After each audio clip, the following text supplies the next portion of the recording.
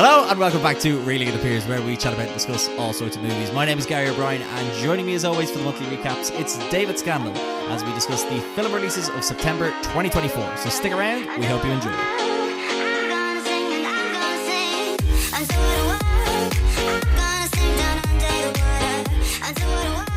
Gary, did you wake me up when September ended? I knew I forgot something, buddy.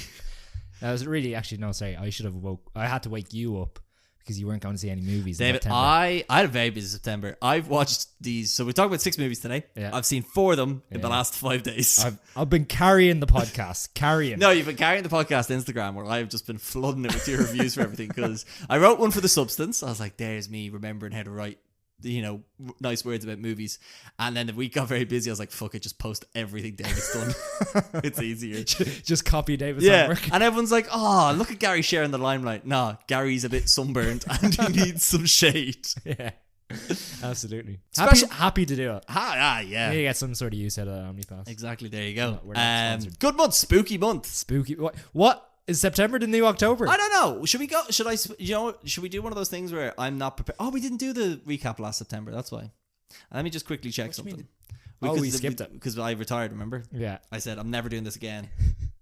And then Fast forward 12 months there's later. only so much I can just do a whole the King of Comedy, having a fake podcast studio in my house, doing it to myself. I'm like, nah, I need those downloads. Exactly. No, I'm just going to see what came out last September. Okay, yeah. Is there anything... So, I noticed Smile 2.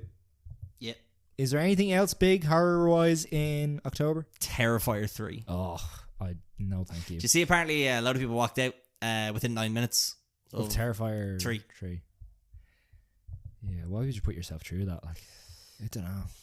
Well, you haven't seen any of them? No. Too spooky for me. Yeah. Clowns. Disgusting. Yeah. I've been traumatized enough by the clown from Captain America's on Grafton Street. Thank you very much. Last September there was the Equalizer 3. That's scary because of how bad it is. Yeah. There's the horrifying movie Did Apocalypse someone Clown. say they liked that recently? No. Your girlfriend liked it. But I think she just liked the she Italian backdrop. Yeah, she just likes that part of Italy. A Haunting in Venice, very spooky last year. Yeah. Okay. Dumb Money, spooky seeing Spooky corporate for the America. rich. Yeah. Flora and Son, terrifying to see the rapid decline of John Carney's career. Yeah. The Creator, how scarily cheap budget. Yeah, exactly. So there you go. No, this month was just particularly scary. So what are we talking about this month on today's podcast? We are talking about Beetlejuice, Megalopolis, Strange Darling, The Outrun, Speak No Evil, and The Substance, David. And I would say a lot of those movies are parallel scary. What am I trying to say? I have honestly no clue. I've known you many years. No idea what you're saying. They're not like horror. It's more like horror adjacent. Is that what horror adjacent? Yeah, a lot of them. Yeah, that's fair. None of them would be your classic horror movie, except for none of them would be a classic horror movie. Yeah. But if people want to jump around, there's time codes. Yeah. Be sure to tell us what you thought on the Spotify. Spotify have a new comments thing. I don't really know what it is. Just put a comment there so I know it works. I don't really know if I'm meant to click something, but it's there. Okay. There's the YouTube, and we'll also be talking about the October movies as well. October's a good month, I think. I'm excited for October. Allegedly. What do you mean allegedly? I don't know. Allegedly. Good. Covering the legal elements of the podcast, exactly. David. That's why I keep you around. Don't want someone suing me, being like, I'm suing for 2 things. You said October's a good month, and Anna de Armas is still not in the movie yesterday. That's not your guys' fault, but I need to take this out somehow. Very good. Right, should we get started with the movie called Beetlejuice? Do it. This one's my one. It's your one. Right, so after a family tragedy, 3 generations of the Dietz family return to Winter River. Still haunted by Beetlejuice, Lydia's life is turned upside down when her teenage daughter, Astrid, accidentally opens a portal to the afterlife. So this movie has got most of the returning cast. Got Michael Keaton as Beetlejuice, Winona Ryder as Lydia Dietz, Catherine O'Hara as Delia Dietz, but it's also got a lot of new faces like Jenna Ortega. It's got Justin Theroux, Monica Bellucci, Willem Dafoe, and Danny DeVito, and most importantly, not Jeffrey Jones, the guy who played Arthur. Oh, sorry. He's not in it because he's a bad dude.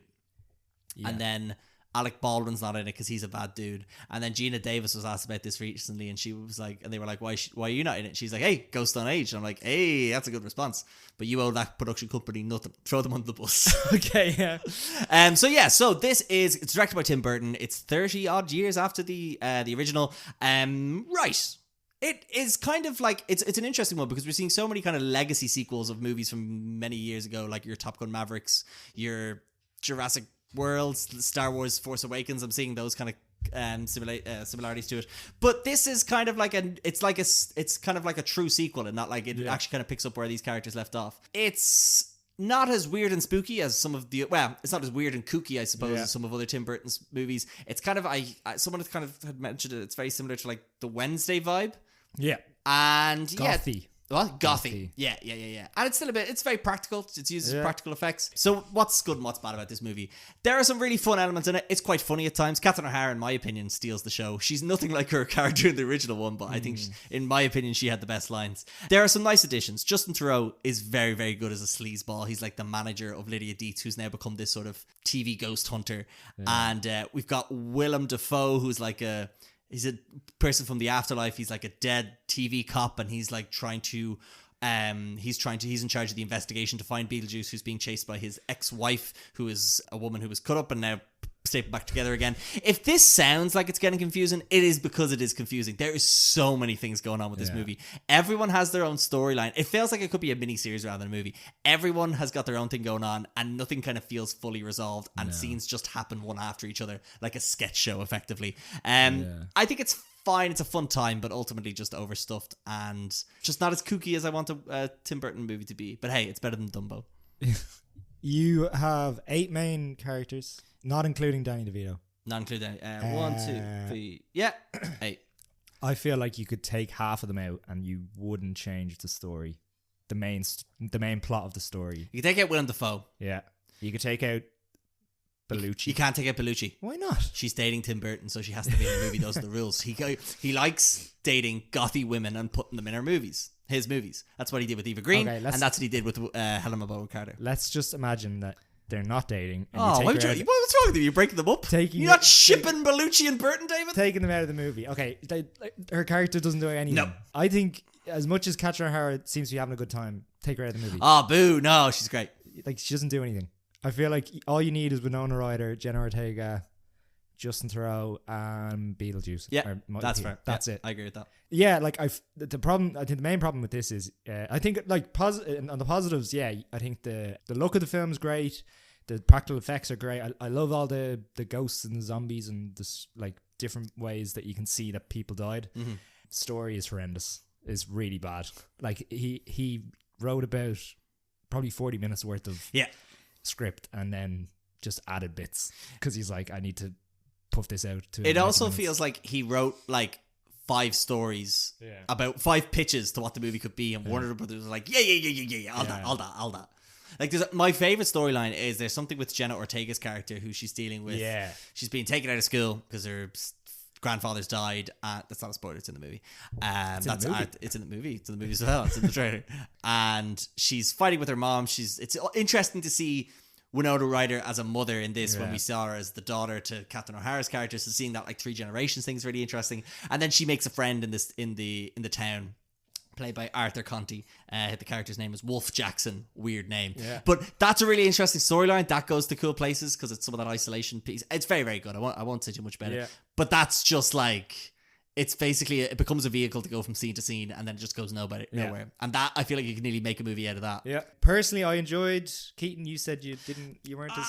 Did you not enjoy the bit where he brings him into therapy and then he's having a good time with them? It's in the trailer. Yeah, that's true. I just feel like Keaton's performance comes across as, imagine if SNL got him to do a Beetlejuice sketch. Yeah, I just feel like it looks like Michael Keaton, whereas when I still watch the original Beetlejuice movie, I'm just like, I can't believe that's Michael Keaton. Oh, okay, fair. Yeah. I'm delighted for Keaton. He's coming up to 80. He's clearly like, what characters can I just milk him, Mr. Multiplicity, the other guys, the cop from the other guys. I just feel like, I'm delighted for him. But like, look, this would be a brilliant stream and watch, but I just don't think it's it sets itself up for a third movie. It's making a fair chunk of cash. I'd rather see a Netflix series. Yeah. Or something like based in that underworld, I think it'd be fun. Yeah, that'd be cool. And this movie does a lot more to kind of flesh that out a bit more. Pardon the pun. But what you call it? It also kind of feels like breaks some of the rules it set up in the first one as well. But don't think too hard about it. We mentioned the character, it's Lydia Dietz's stepfather. Stepfather? No, it's her father. Actual father. Yeah, Arthur.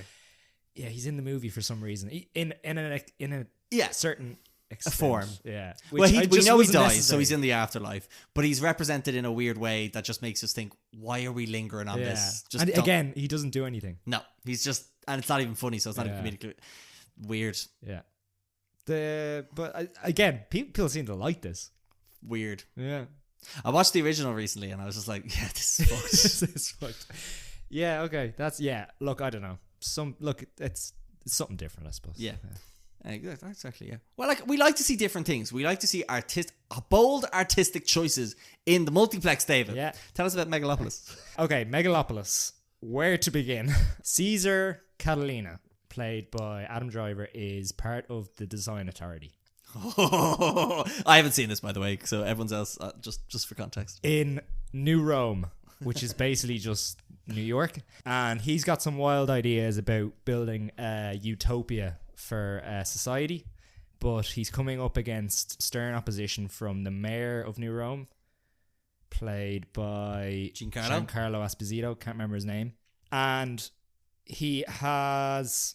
I'm not going to lie to you, this movie is just Francis Cicero. This movie is just flooded with characters, so if I can't remember a character's name or who played a character or why that character was there, please just give me a break. He's had a busy month. He's been carrying the podcast. Yeah. But then he also has a relationship with Giancarlo Esposito's daughter, played by Natalia Emmanuel. Miss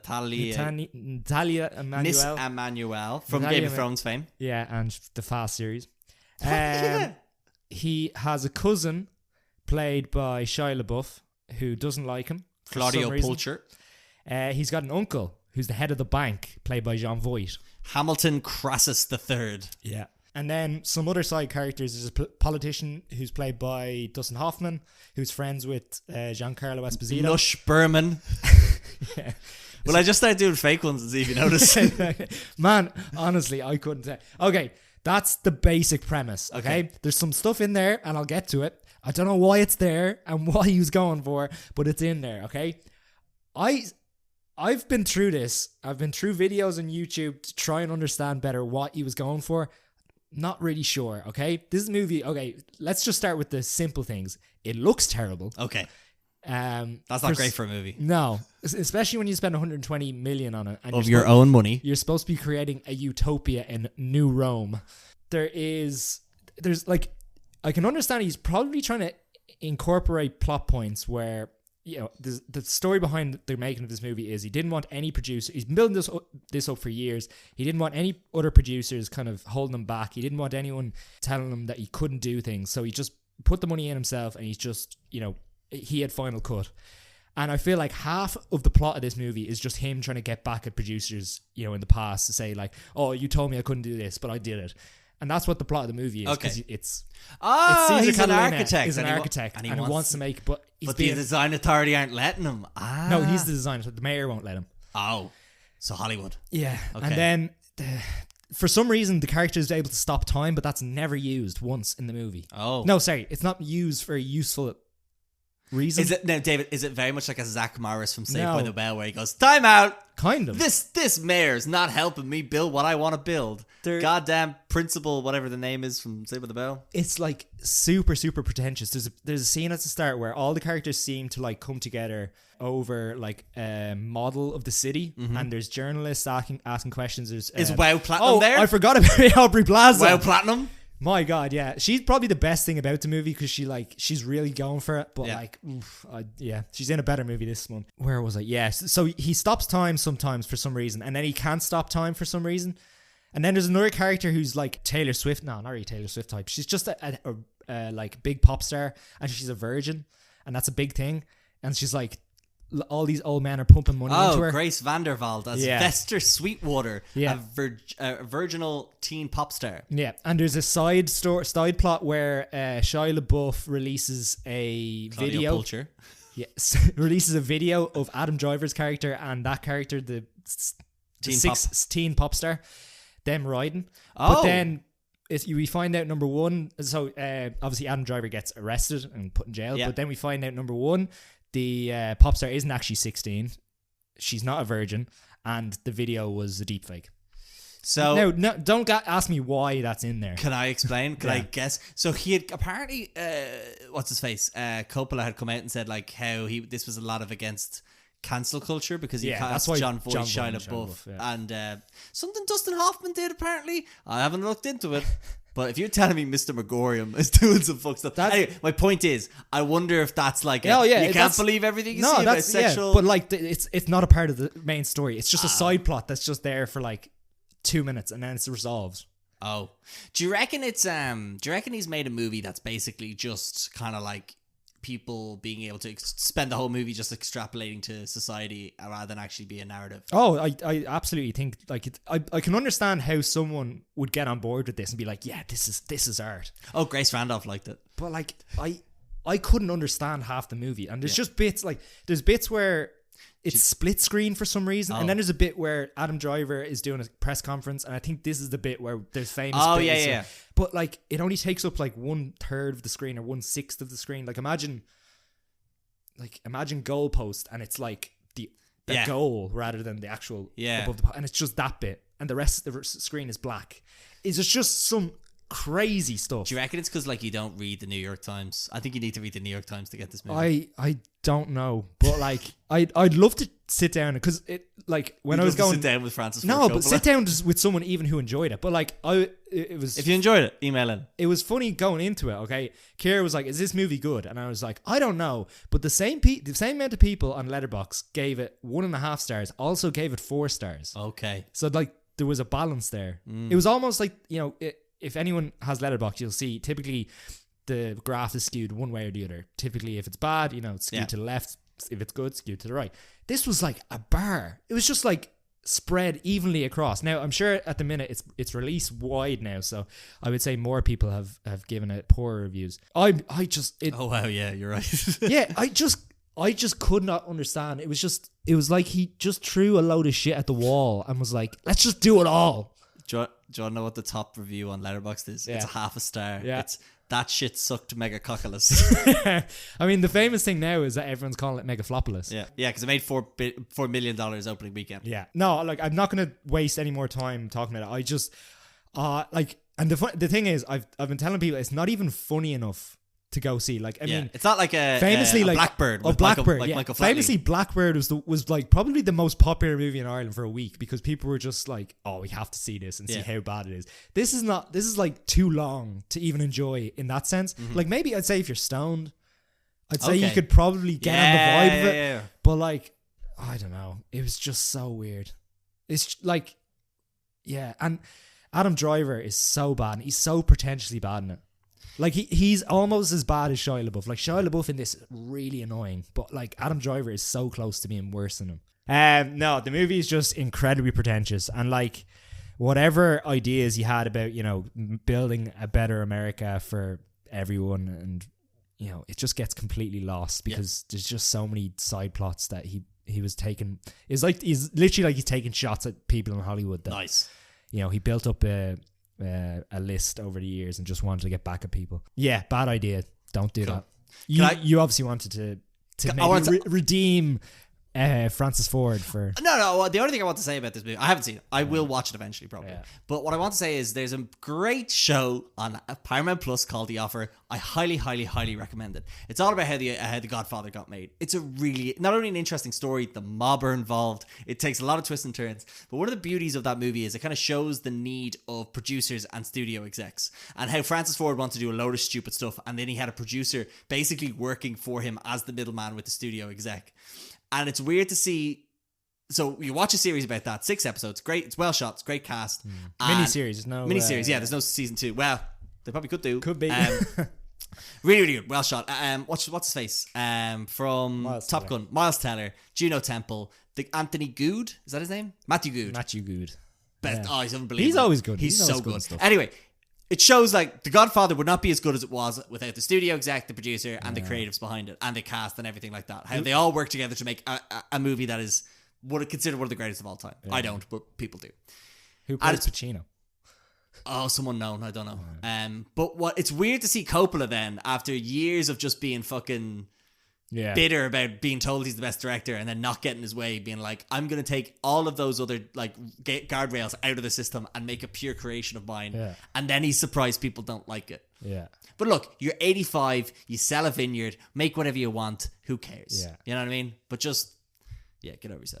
I'd love to sit down and have a conversation with someone who enjoyed it. Okay, we'll Just find to- someone. Yeah. If someone liked it, please let us know. Yeah, do let us know. Because it has to be someone. Yeah. There's, yeah. Yeah. Because it's Right. Should we move on? Yeah, please. Absolutely no problem, sir. Please, and actually, people, please don't go see it. It's really bad. Yeah. Wait until it's on some sort of streaming service And then illegally download it. or legally download it. Yeah, Francis Ford doesn't get anything back. Nah, get his vineyard back. Oh my god, who cares? David, if I had a vineyard, I'd be upset if I lost it. Fucking hell. Anyway. It's all about the rich as well. Right, the next movie, David, Strange Darling. Oh, here we go. Now, this is going to be short because I don't want to say much about this movie. So, the plot is basically nothing is what it seems when a twisted one-night stand spirals into a serial killer's vicious murder spree. So, the cast: Willa Fitzgerald plays the lady, Kyle Gallner plays the demon. Those are our two main characters. I really don't want to say much about this because it's a thriller. I don't want to say much, but what I can say about it is it has a wonderfully eerie tone. It has a non-linear narrative. It's split up into 6 chapters, but they're not told in sequential order. So we start with chapter 3, I think. We go into chapter 4, then we go back to 1, and it jumps around, and it's really interesting because you are on edge in every one of these chapters, but the reason why you're on edge shifts as each of these as the chapters progress or as you move through the movie. Our two main characters are played by, like I said, Willa Fitzgerald and Kyle Gallner are incredible. It's Kyle Kyle Gallner. What did I say? I said Kyle. Kyle. They're incredible. Yeah. Because they are the life force of this movie, and they are fantastic at keeping the attention, and the tension from scene to scene. It is a wonderfully cheap movie, only $4 million, which is crazy because the movie opens with a message about how it was filmed on 35 millimeters print, which is funny because I missed that, and then I came back and I I could asked, have made 30 of these. Huh? For the price of Megalopolis. there you go. 30 of them. Yeah, I feel like that should be our metric now for the rest of the year. Is how many Strange Darlings did this? I actually have a funny thing to tell you later. But Okay, it's, cool. It's football related. Football. But yeah, it's a very so it's got that sort of gritty cinematography of a movie that's been shot on film. It looks lovely. It looks great. The it colours sounds just great. pop off it. Like, it's so good. I'd highly recommend it. I'd highly recommend it with the caveat is there are kind of scenes of sexual violence that might be a lot for some people. Yeah. It definitely is upsetting and disturbing at times for sure, but I think it's definitely a sleeper hit in the sense of like you won't see you won't know how it unfolds, and it'll keep you gripped to your seats for the whole hour and 37 minutes. It's nifty enough runtime. Well worth a look. Yeah. I really had a great time with it. And again, go in knowing as little as possible. Yeah. Actually, I want to tell you who the cinematographer is, but don't look it up. Watch the movie first and then look at who the cinematographer is and think, how do you do that? Yeah, exactly. But right, should we talk about some more good movies, but not suggested by us, but by listeners of the podcast, listeners, okay. in a segment we call Tell You What I Saw the Other Day. I didn't watch much, but I have one movie. It's not, I don't love it, but it's one of the interesting to talk about. It's called Babel. Yeah. It's Ryan Babel from Liverpool back in 2005. David, we said no football. So it's a movie. Oh, is it? It's told in how many different storylines? It's like 4 different storylines. Kate Blanchett, Brad Pitt, other actors are in it. One story in Mexico, one in Morocco, one in Japan. Marrakesh. Yeah, a bit of Marrakesh in it as well. And Morocco, Japan, Mexico. Maybe it's just 3. For some reason I thought it was 4. Anyway, it's a really interesting story, and it basically kind of depicts the importance of language and communication, because there's all these different sort of regions. They all have different styles of communication, and there's a lot of miscommunication and mishaps that kind of occur. But each of the stories don't happen at the same time. Some happen before the incident, some happen after the incident. I'm not going to tell you what the incident is, but it's directed by Alejandro Gonzalez Inarritu, who is known for doing the wonderful movie Birdman and the nature documentary that people call a movie called The Revenant. Brad Pitt's great in it. He actually turned down a part in The Departed to be in this movie. Interesting. And Kate Blanchett's in it as well. There's some other actors who... what's his name? Who's a Scientologist? The guy who's in Tom everything. Cruise. No, the John guy who's in Travolta. Ant-Man. And what's his name? Michael Peña's in it. Is he a Scientologist? He's in it as well, yeah. No. It's an interesting watch. It's a bit long, but it's a very interesting story. It's How long are we talking? It's like 220 maybe. It's a bit bleak, but it's an interesting story to see how it unfolds. And yeah, guns are bad. That's all I'm going to say, David. Circa messaged me about this movie. It had been on my radar. It's also on Netflix. As was Babel. Sorry. It came out this month. It's called Will and Harper. Have you heard about this? Have you seen this? Yeah. So it's a kind of a movie documentary about Will Ferrell, who from SNL fame and other things. SNL. Well, why I mention SNL. Oh, sorry. Okay, yeah. Is that he goes on the road on a kind of a country road trip around America with Harper Steele, who is trans and I think transitioned fairly late in their life. And she used to be a head writer on SNL. Used to be a writer on SNL, so that's how they know each other. But it's basically them going to all these small towns and kind of like. It shows Will Ferrell, as far as I'm aware now, I watched the trailer a while ago, but Circa said it was very good, very tear-jerky. Very heartwarming, sorry, not tear-jerky. And it's just kind of seeing Will Ferrell as a A-list celebrity asking questions that some people be afraid to ask. Yeah. The two of them were on Seth Meyers recently. Harper Steele is very, very funny. And Seth Meyers was just like, yeah, it's so nice to like, you know, people were actually quite warm and friendly. And she was like, yeah. I'm with Will Ferrell. Of course, people are going to be nice to me. But it looks very funny, and it actually seems to be a quite sort of buddy road trip movie, but also having some of those conversations that people might deem a bit awkward. And even Will Ferrell himself said, he still has questions even after. But yeah, it was just nice to see. And again, she's recommended. It's on Netflix. I don't know how long it is, but it looks like it's worth a watch. I should have watched it this month, but like I said, I was busy. Speaking of docs, I got medical issues free trial. Free trial for Apple TV Plus, and I watched the movie Still, a Michael J. Fox movie. Yeah, very, very good. Very heartbreaking, but great. It's just all about his thing with motor neuron, is it? It's kind of just about his life. Wait, does he have motor neuron, or does he have Parkinson's? Apologies. Yeah, it's just about his life, but it's cut together with clips from his movies and TV shows. So imagine it's him waking up in Back to the Future, and then he's running down the hall in. What is it, Home Improvement or whatever things he's in. Family affair. Something. Anyway, and it's just cut together like that, like him going to school, and it's just very well but it's done. cut with his real life of him not being able to do as well. Okay. Yeah, and then it's great to see someone who's dealing with something so serious, and he's just like, I'm just rolling with the punches. And there's a great clip of him, and he's walking down the street with he has this trainer, and he's obviously just trying to stay limber. He's limboing. Limber, and he's going down the street, and someone recognizes him. She's like, oh my God, hi. And then he just falls, and she's like, oh my God, are you okay? And he's like, oh no, I'm okay. Don't worry. He gets picked back up, and he's like, she's like, it's great to see you. And she's like, it's great to see you too. And it's just such positivity. Yeah. And oh man, it is really it's impressive just how as a human being, he's dealing with it, and he's like, and he's obviously put a huge amount into it. I think it was a clip of him and Muhammad Ali. They're kind of like the figureheads for Parkinson's charities and stuff like that.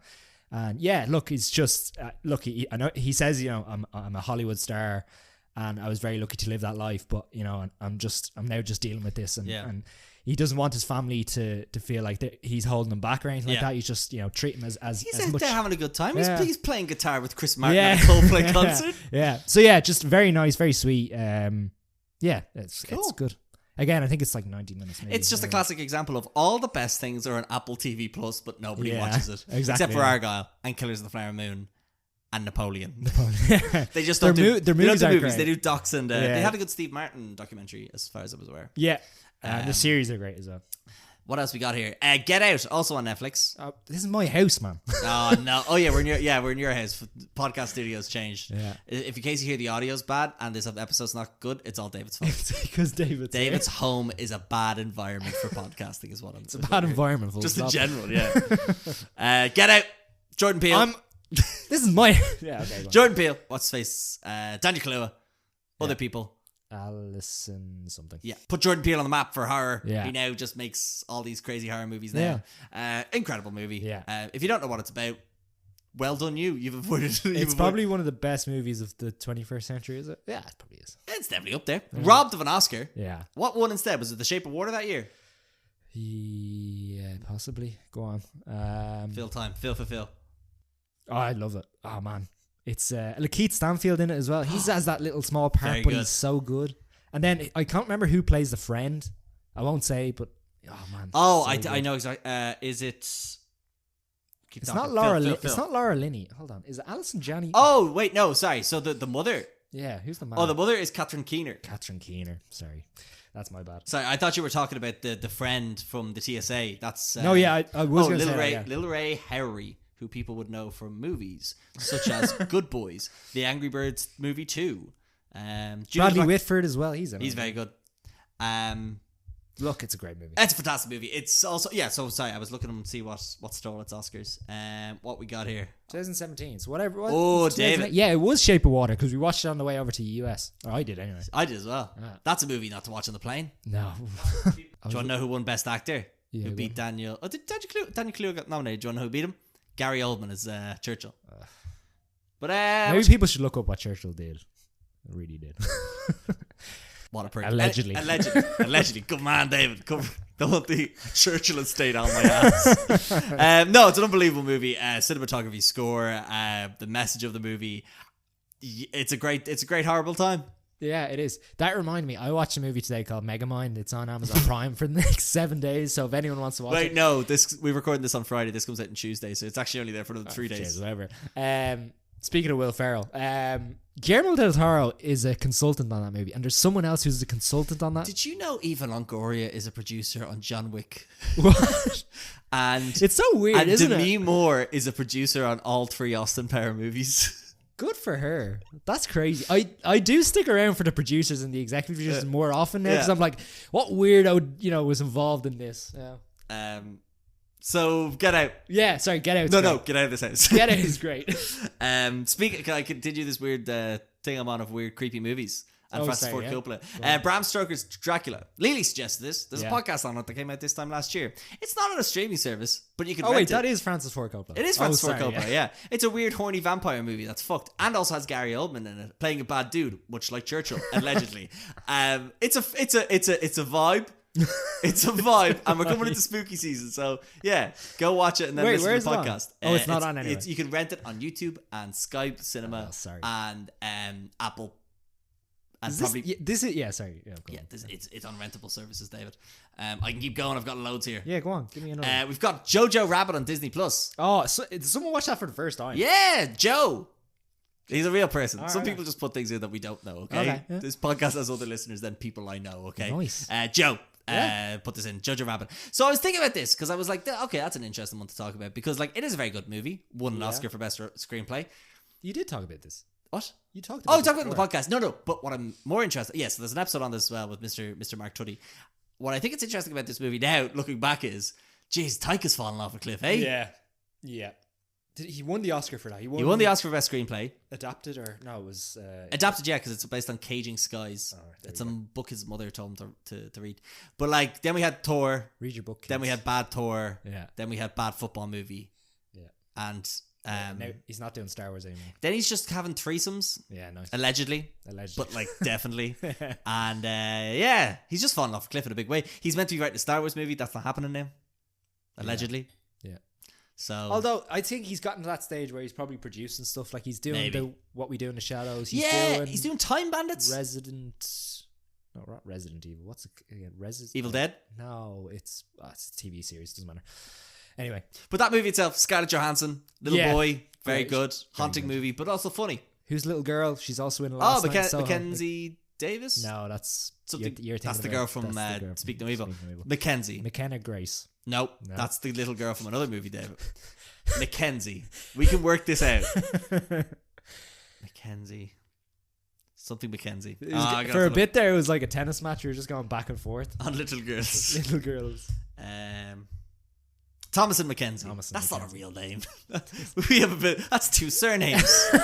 we have an out there. Stephen Merchant. There's a great scene with Heil Hitler. Sam Rockwell. Sam Rockwell is great. Oh, it's an unbelievable cast. It's very funny. It's on Disney Plus. Oscar winning. An hour and 48.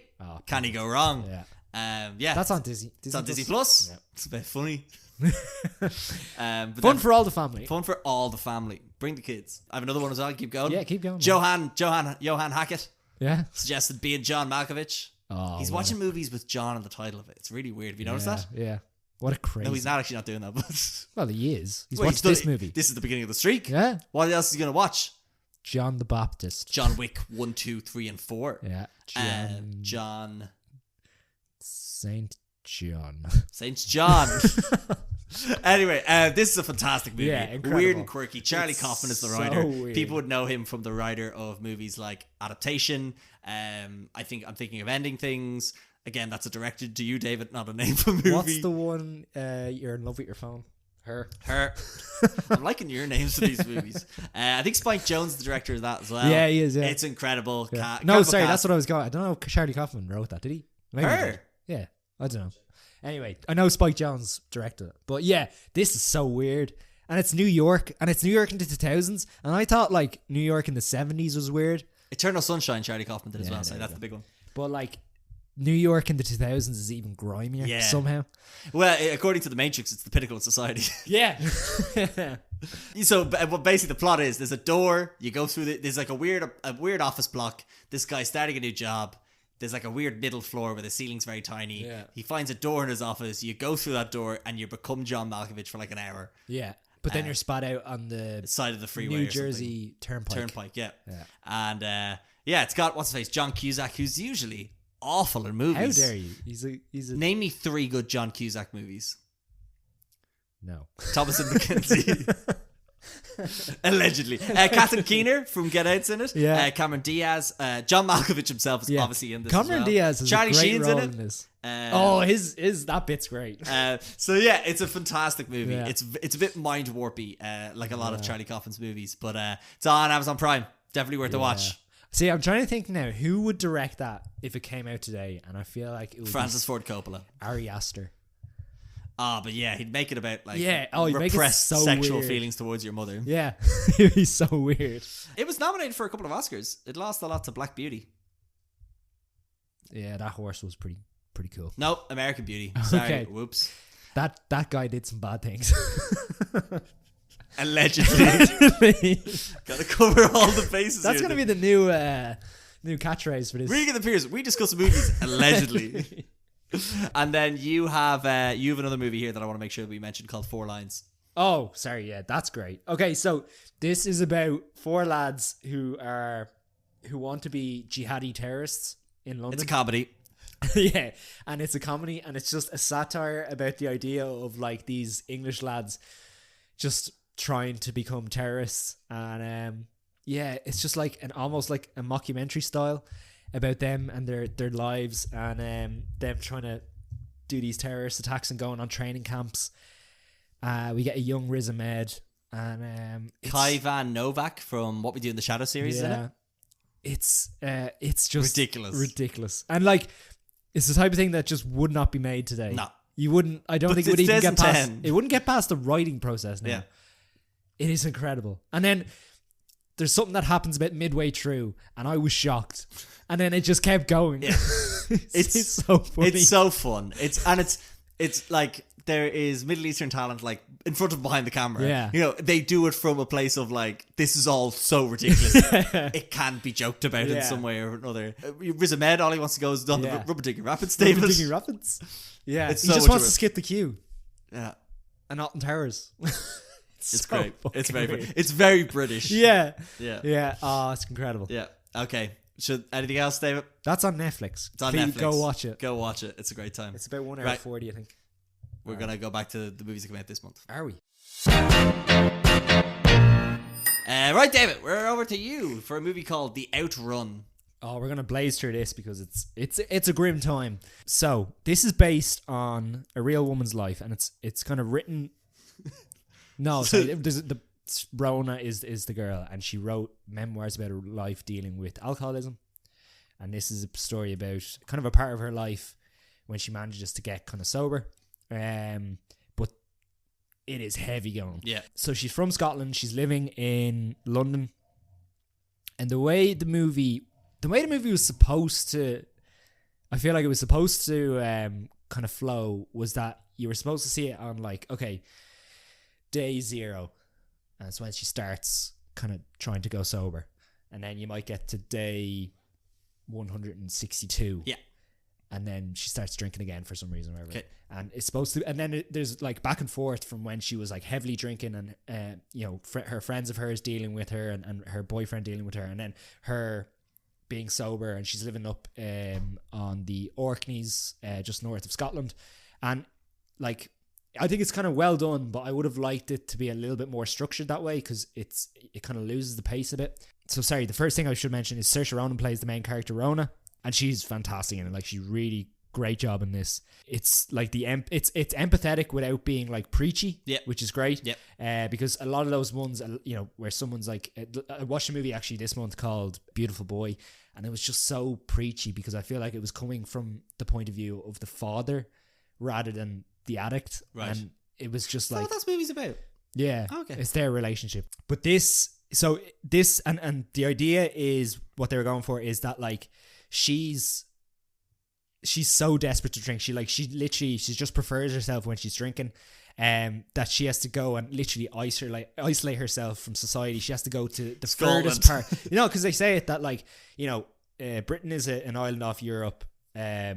The Orkneys are an island off the north of Scotland, and then she goes to this place, one of these islands in the Orkneys, and this is an island off the islands. Yeah. It's like no one lives there, and she literally just needs to isolate herself from everything and just try and get her life back on track. And it's like, again, the scenes where you see her drinking, and it's that type of thing of an addict thinking they have it together, and they're trying to make excuses and blame everyone else. I really, really well done. And then even the other thing is that even when she is on that island, she manages to meet someone else who's dealing with the same thing she is, which is just I thought you were going to say someone with a boot full of booze. But like it just shows her that like even she can go as far away from, she can run away from this problem as much as she can, but you're always going to find someone in the same boat as you. It's just beautifully well shot. Like, it looks like a beautiful film. Like, the scenery is beautiful. And yeah, it's definitely one, I think, like, it's probably going to get some Oscar buzz. Ooh. I would like to see Saoirse get maybe a nomination. I don't know how we'll see like future movies, but like cinematography could be up there as well. But it's personally, like, I gave it 3 stars on Letterboxd, more for the case that it's a tough one to enjoy, but definitely worth the watch. Like, it's really, it's well told, and I think that her performance is really, really good, and it's an important story to tell. Yeah, cool. I will definitely get around to it. I just, like I said, I was very limited on what I could watch this month. I say this month, I mean this week. And the two movies I left out were the shit one that's really long and the super heavy one that I just did not need to watch this week. Gary did too much drinking this week. I was on 2 stags and a holiday. Yeah. I needed a trip to the Orkneys, David. Yeah. But yeah, okay, I'll definitely give that a watch as well. Yeah. I'll get to it. Speaking of holiday, David, going to talk about a movie called Speak No Evil. Oh, wow. Yeah, here's a fun one. So I do have the notes here. So when an American family is invited to spend the weekend at an idyllic country estate of a charming British family they befriended on vacation, what begins as a dream holiday soon warps into a snarled psychological nightmare. This is excellent. This is a very fun time. So it stars James McAvoy, Mackenzie Davis, Scoot McNairy, and Ireland's own Alison's Franciosi. How do you pronounce that? Franchosi.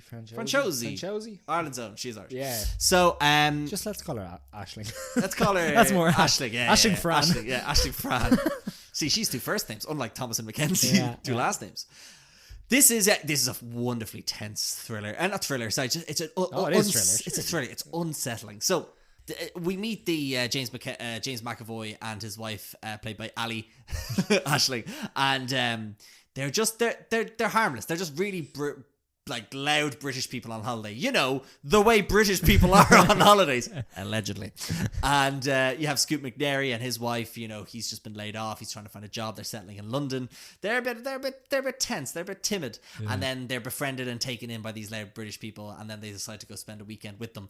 But nothing is as it seems. It's all very unsettling. I don't want to spoil too much of it, but like you know something's wrong. Well, it's been given away in the trailer. Has it? Oh yeah. People were so annoyed about that. I've not seen the trailer. Yeah.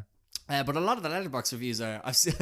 I'm legally protected from this trailer now because I've watched the movie. No, so I haven't seen the trailer, so I actually don't really know what... You've seen the movie now. So I've seen the movie now, but I spent a lot of it being like, is this going to happen? Is this going to happen? Yeah. So it was quite fun.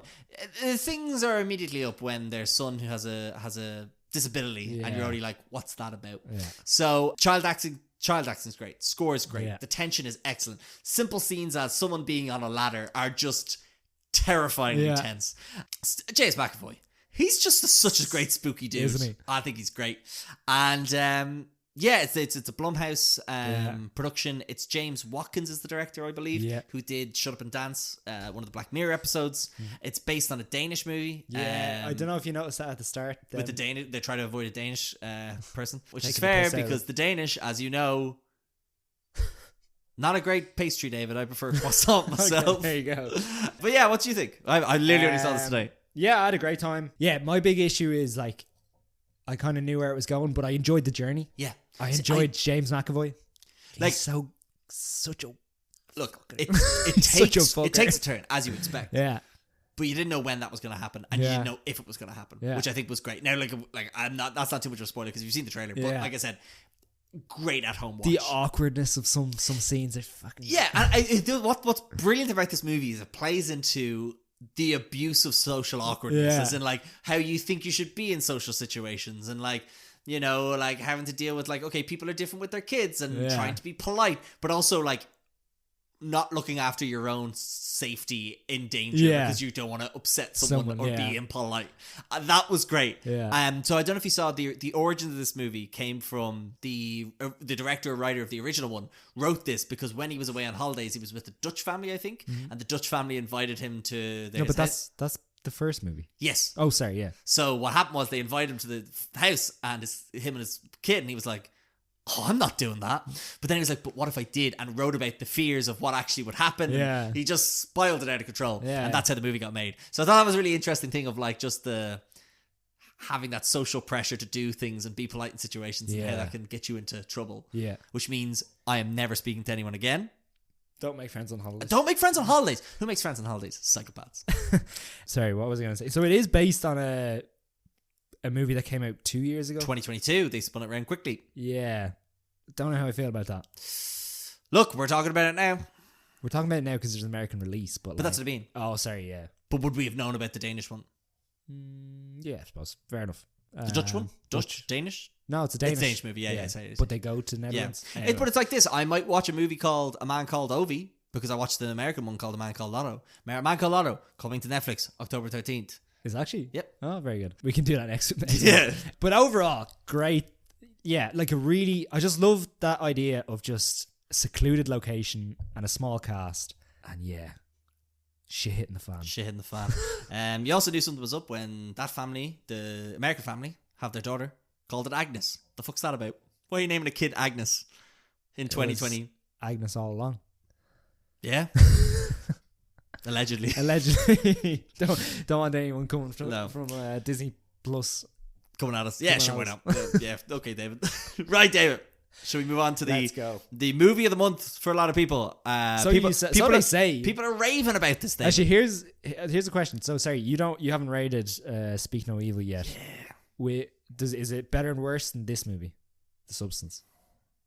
I preferred it, but I think The Substance takes a lot of big swings, and it has to be applauded for that. See, I've warped my ratings, David, because I'm gonna give Speak No Evil 3.5 stars. Yeah. Yeah. But the problem is, I think of all the really good movies I gave 3.5 stars because I didn't want to give them 4, like a Barbie, like a Doom Part 2. Am I really saying Speak No Evil is as good as Doom Part 2? Yeah. Yeah, okay. I would say James McAvoy's performance in that is better than anyone. Oh no, maybe not. The Sandworm was pretty good though. Maybe not Austin Butler. But like, you Yeah, don't get yeah, enough no, of I Austin agree. Yeah, Butler. I know. Yeah. Anyway, sorry. So let's talk about The Substance. The Substance. A famous celebrity decides to use a black market drug, a cell-replicating substance that temporarily creates a younger, better version of herself. So we got Demi Moore plays Elizabeth Sparkle, who is like almost an 80s style fitness icon. Yeah. And she Think has her own Paula show. Abdul. Yeah, she's got her own show. I don't know. I just thought of someone. You said yeah. And I'm like, fuck, did that work? Sure, if you want to go for that. She did dance stuff. Yeah. Okay, that's all I'm just I saying. mean, like, yeah, you could have said anyone else. Dame Judi Dench. Dame Judi Dench. But obviously, she, the aging process, she's getting a little bit older. She's lost her show. She's lost her So sparkle. she's lost her sparkle. So she just resorts to kind of dealing with this in almost the worst way possible. by taking this drug. And it can only go badly. Yes. You know it can only go badly. Yeah. It's a green goo, Gary. It's a weird green goo she found on the internet. And is it a metaphor for Ozempic? It's not. She didn't find it on the internet. No, you remember your man gave it. You know what I mean. But this movie is incredible, and it's supposed to be a satire about the idea of Hollywood and the entertainment industry, and dealing with like kind of loving yourself or having that ability to love yourself, and not kind of dealing with people and them kind of beauty is in the eye of the beholder, David. Yeah, and if once you try and view that lens from society, what society deems as beauty, you run into a lot of issues. Just them trying to decide what you can do based on how you look. Yeah, we've got a incredible performance, as you mentioned earlier. I think Demi Moore could be Demi. That's how you pronounce her name. Okay. Yeah. We've got 3 main performances. Demi Moore. Yes. Who I think is incredible. Like, I've not seen her in many things. Yeah. This is the best fucking Demi Moore performance I've ever seen. She just creates that empathy, and like there is a section in the movie where she just can't do something, and not because she's not able to. It's just her body she just won't let herself. Yeah. We've got Margaret Qualley, who plays a version of Demi Moore's character, Sue. And she, to be fair to her, she has a lot to do physically, and I think she does it brilliantly. She doesn't have to do a huge amount, kind of an emotional sense. I suppose she kind of has to play the spoiled brat. I have thoughts on this, but yeah. But I think the most horrifying part of this movie is Dennis Quaid's character. Yeah. Harvey. Yeah. He plays a slimy Hollywood exec. And who is in control of both Sue and yeah. Elizabeth Sparkle, and he holds nothing back. Absolutely nothing, especially when he's eating shrimp. And do you reckon that might be because Dennis Quaid himself is a bit of a bad dude? Oh yeah, big time. Okay. I think he looks. Does it just me, or does he look like Mr. Vince McMahon? He's got a bit of a Vince McMahon vibe to him. Yeah. He's great. My favorite thing about his character is he's got like these steel heels, and you hear him like clink as he walks. Yeah, it's almost like Jaws coming. Yeah, he's a horrible man. Yeah. The scene with him eating shrimp. Yeah. No. And a sauce. Oh, wow. But it is important to note it is incredibly graphic, and it is one of the grossest movies I've seen. I had people leave my screening. You said the same about yours. Yeah. I think although people seem to leave before it got weird, like super weird. Yeah. There was a woman in front of me who I think watched about 30% of the movie because she was covering her eyes. It is a body horror movie. Yeah. And it takes that to the fullest. And even though it might not be, let's say, it's more the concept is horrifying as well. That's quite awful. So you had an important point. I think we both had the same point. And the reason I think we probably didn't like this as much as, say, other people, let's say, is because we think the movie probably took a step too far. Now, the argument is, and what I've seen a lot of people say, is that if the movie doesn't take that step, people aren't going to talk about it. This is just going to be this is going to be a strange darling. Yeah. And it's going to get lost in the shuffle. Whereas it becomes that thing where, people are puking in the cinema, people are leaving. Yeah. And it becomes a bigger idea or a bigger concept than what it actually is. It's big concepts, but personally, I just feel sometimes even when the movie was just like I said with that scene with Demi Moore not being able to leave the house, when it was subtle, and the opening scene with this is just a single shot on a street in Los Angeles, and from that single shot you manage to get a whole concept of the story straight away. Like you're able to just dive straight in. Yeah. No, it's like it's her. Oh no, don't. Okay. I don't want to tell people because I really love that going in. So I actually think like when the movie's subtle, it's probably at its best. Yeah. But I know people who just love the ending of this and Yeah. just love that it just got so crazy. Yeah.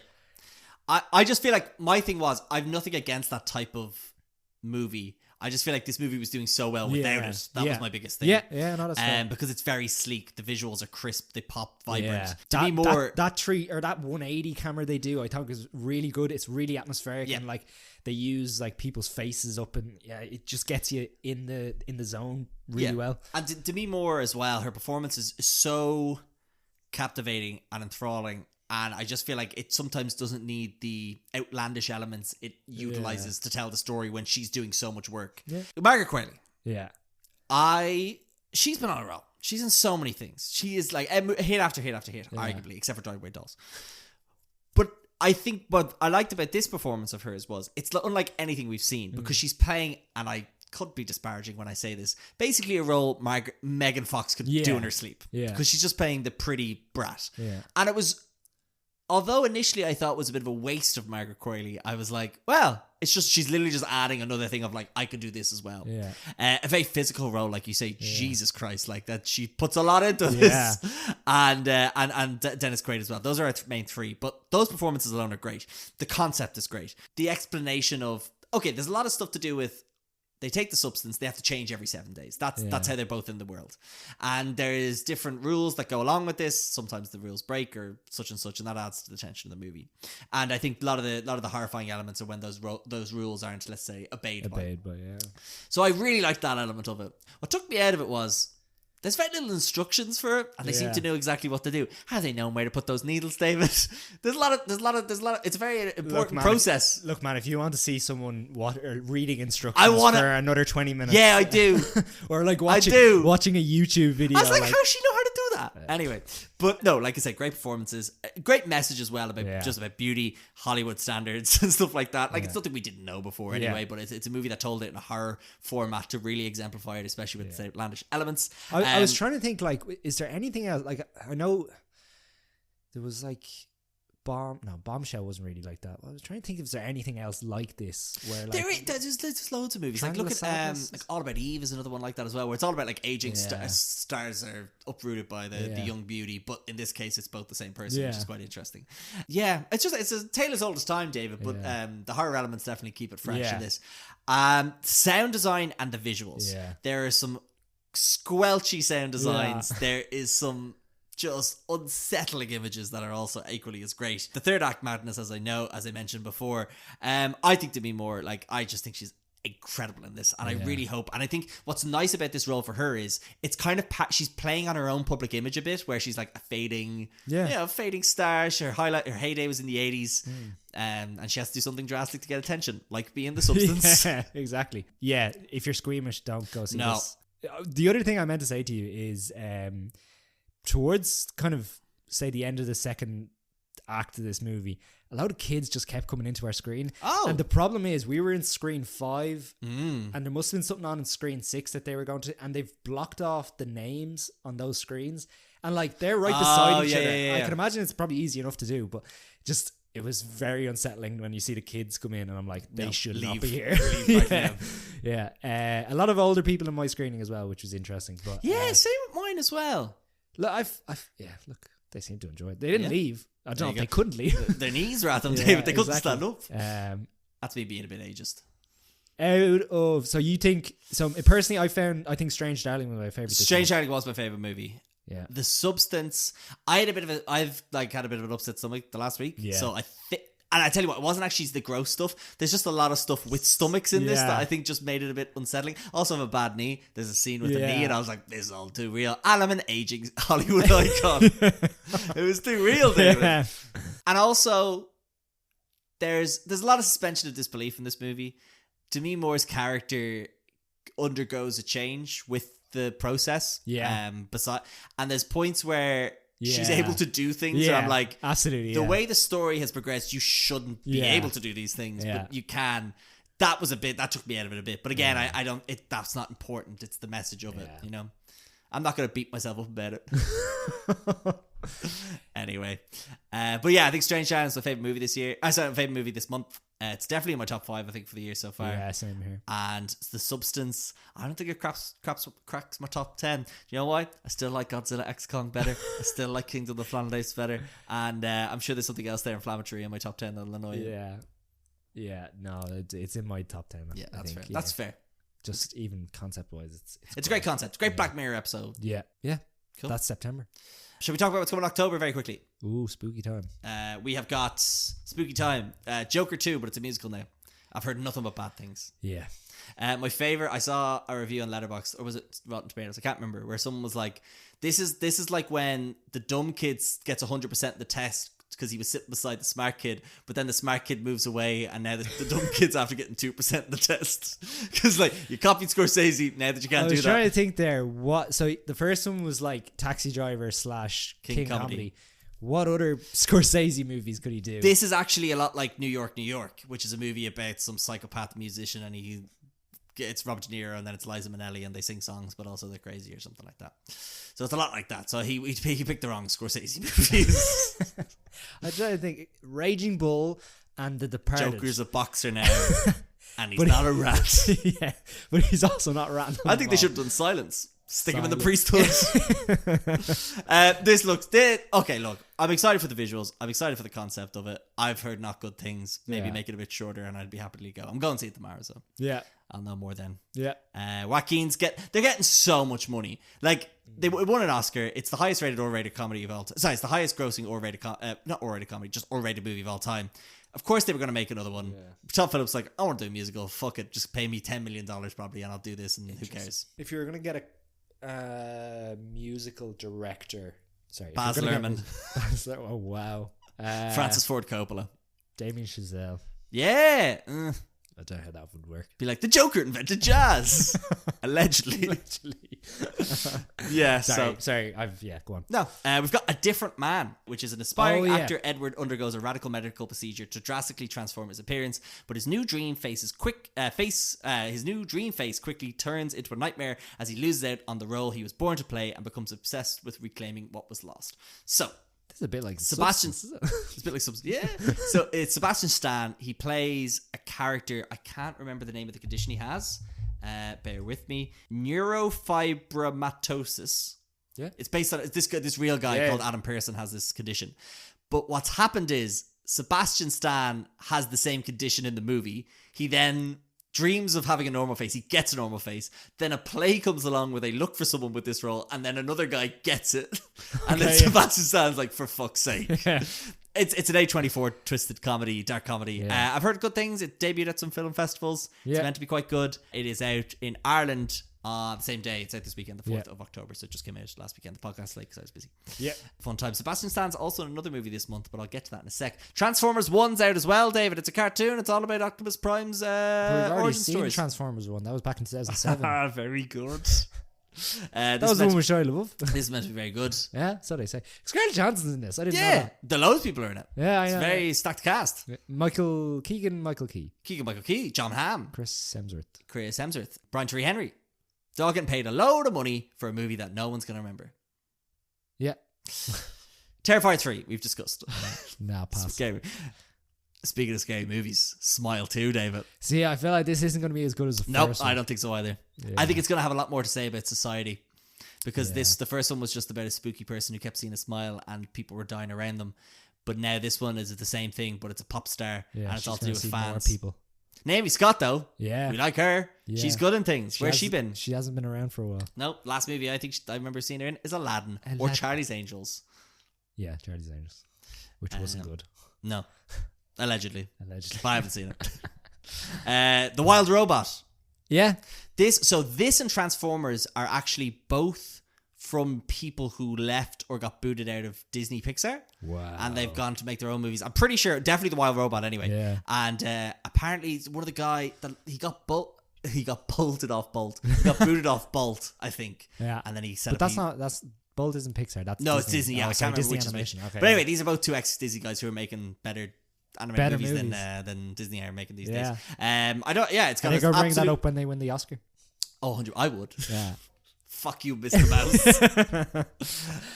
Yeah, this is like taking it's open to 35 million. Yeah. It's based on a book, I believe. Yeah. It's doing quite well. It's got a stacked cast. Lupita Nyong'o, great for her. Catherine O'Hara's in it as well, and yeah, more load of great actors in it. Steve Buscemi's in it. I'm gonna say John Hamm again because he's definitely in one of those movies.